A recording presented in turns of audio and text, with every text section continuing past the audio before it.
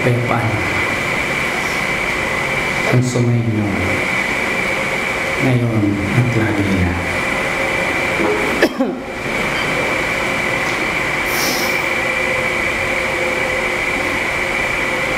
Sa gabing ito'y pinalad tayo na magkaipon-ipon sa loob ng lunduyan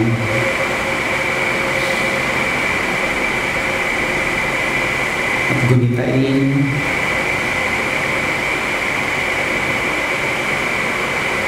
ang mga naging gawi ng isang kapatid na naging malaking bahagi ng bidyang ito. Isang pagtitipon na kahit wala na ang kapatid ay taas ang kung sasabihin narito siya. Isang kapatid na tumupad ng tungkulin sa abot ng kanyang makakaya, na alam kong aaminin niyang mayroon pa rin mga pagkukulang. Bibigyan natin siya ng pagkakataon.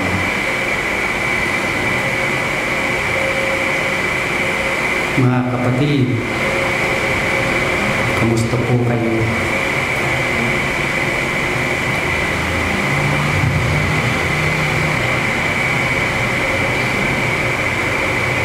Wala akong pagsidlan sa kasiyahan. Wala na akong sakit na nararamdaman. Ganito pala ang mag-ibis ng laman. Malaya akong napupuntahan ng aking nais.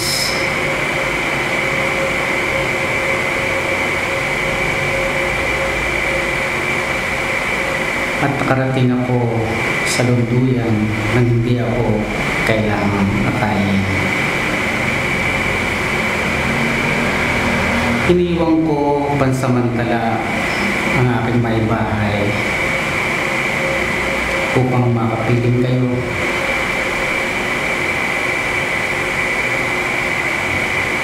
At ang nilapitan ko ang kasangkapan kaninang hapon habang siya ay nagmamaneho, ay taglian niya akong pinaunakan.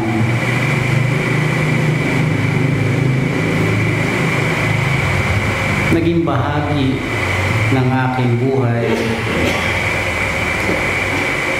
ang pamamahala sa mga kasangkapan. Isang tungkulin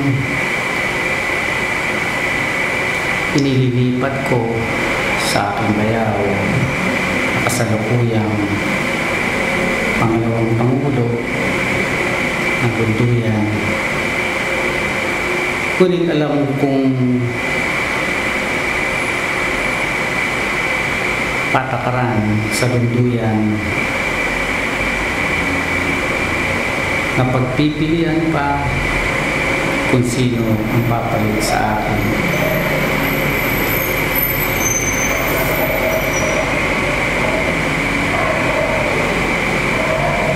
Pinahabot ko ng tingin ang lahat at bawat isa.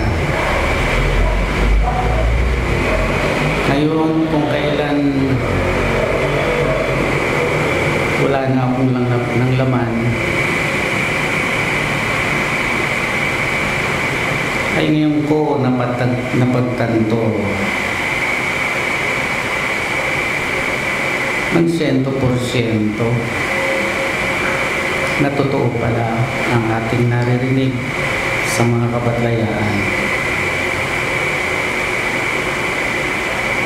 Kung mayroon mang duda sa aking pagkatao, sa mga tinatanggap natin sa mga batlaya. Ngayon ay wala na mga kapatid, sapagkat ngayon nakapiling ko na sila at ang aking mga kaanak ay alam kong tunay nga na may kabilang buhay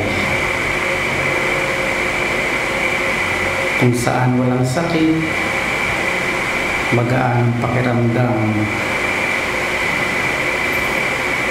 At sa ngayon ay wala akong kalungkutang nadarama. Masayang masaya ako mga kapatid. Ang iniisip nga ng kasangkapan sa una ay kung kaya ko nang mamahayag. At nung mapagtanto niya na ako ay masaya, ay nagalak siya at sinabing, siyempre tatanggapin kita.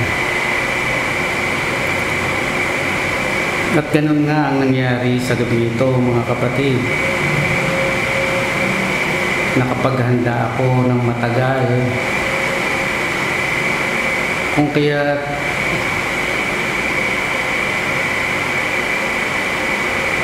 hindi magiging mahirap sa kasangkapan ang aking pamamahayag. Isang biyayang aking pinanagunuhan ang matagal kong pagkakasakit. Naihanda ko ang aking sarili sa mga mangyayari sa akin.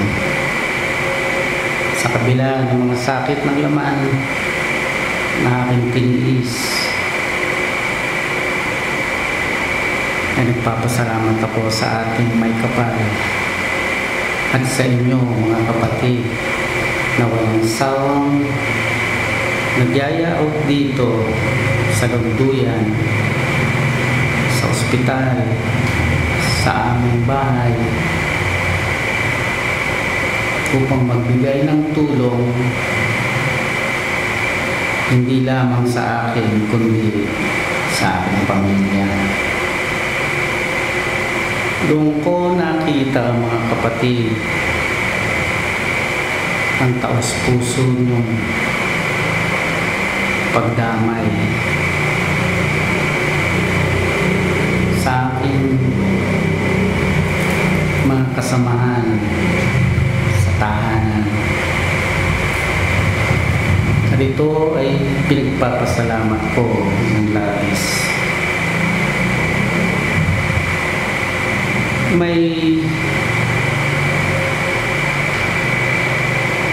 pagkapahiya akong nadarama sapagkat mukhang sa dinami-dami ng mga kapatid natin na alam kong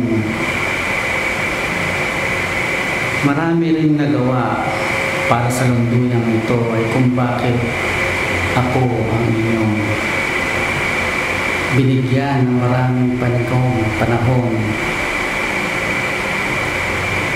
na mga magagandang pananalita. Nakakapanliit mga kapatid, sapagkat marami rin akong kahinaan na kung malalaman nyo'y baka bumaba ang pagkakilala sa akin. Wika nga'y tao lamang tayo mga kapatid. Kung kaya nga sa ating pag-aaral, ang lahat ay pinagpapasalamat. At pinagpapasalamat ko rin ang mga kahinaang yan upang ipakilala sa aking sarili na marami pa akong dapat matutuhan. Sa ngayon, masaya ako. Napakasaya.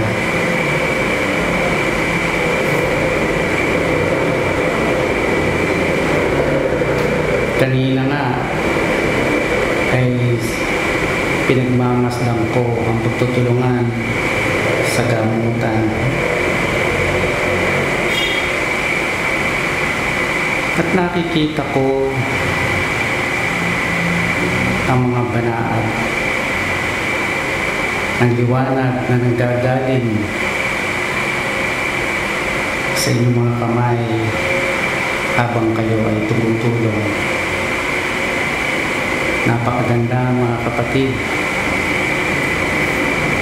Kaya nga't kung may alinlangan kayo na sa oras ng pagtutulungan ay dapat mawala ito.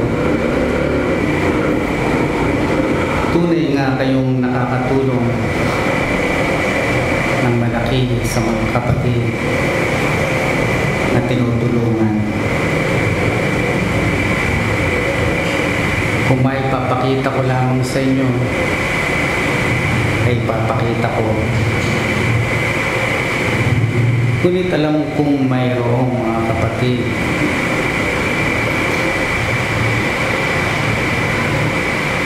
na nakikita ang aking nakita.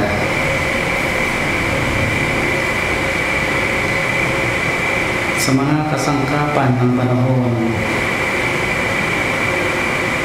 pinabati ko kayo at nagpapasalamat ako sa inyong pagtitiwala sa akin. Marami man akong nagawang pagkakamali sa pag-uwi o pamamahala sa inyo, ay ipagpatawad nyo mga kapatid. Aaminin ko, kulang ko ng kaunawaan sa medyosidad. Matintong mga huling panahon lamang ako nagkakaroon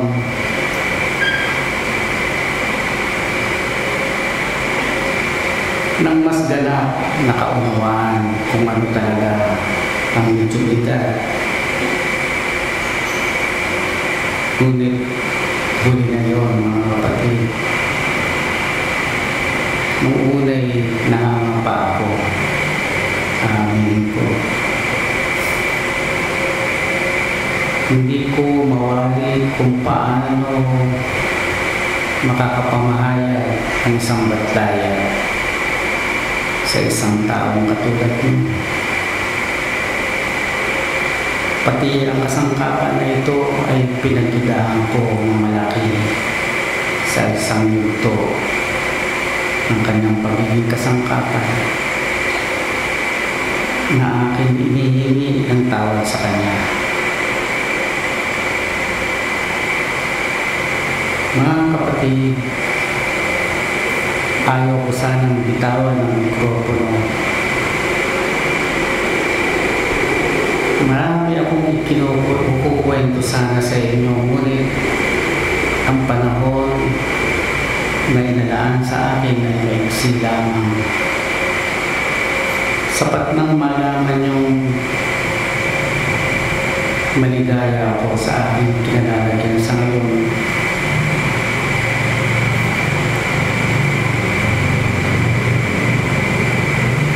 Kung ako'y pinalad na magkaroon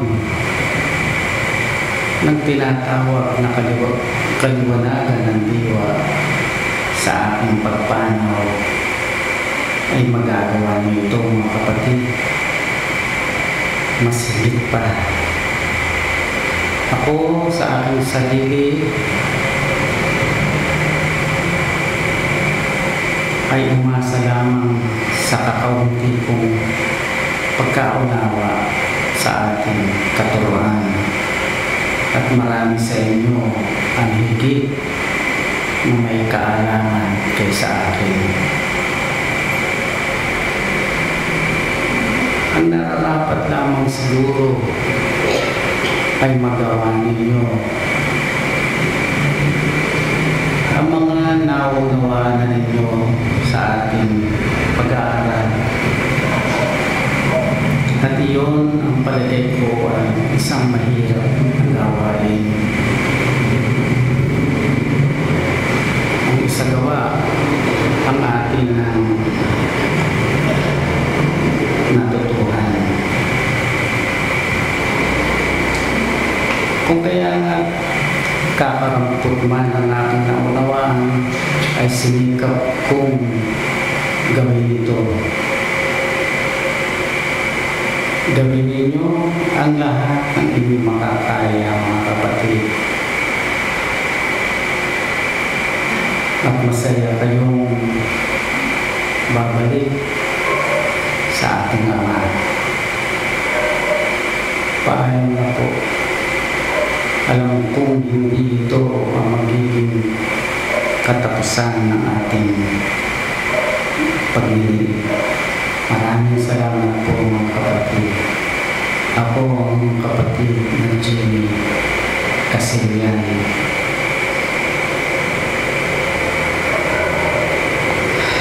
Mga kapatid, naway sa lahat ng inyong pahayag ay mayusan ang kalungkutan sa inyong mga dibdib. Tunay ng pagwawakas ng buhay sa kapatagang lupa ay isang pagdiriwang, lalo na kung ang namayapa ay nakatupad ang kanyang tungkulin. Alam niyong hindi lahat ang mag-iibis ng laman ay masasabing siya ay masaya. Sa mga kapatid na ito, na mayroon pa ng malaking pagkukulang sa kanilang mga sarili, ay pananalangin niyo sila na naway magkaroon sila ng higit na kaliwanagan sa kanilang kinaroroonan sa ngayon. Sa kapatid na Jimmy, pinabati kita. At papasalamat ako sa inyo mga kapatid sa inyong pagdalo at naway maging malaking aral sa inyo. Ang naging kabuhayan ng kapatid na iyan na nakilala mo sa Tagrin Jimmy. Paalam, maghari ang kapayapaan.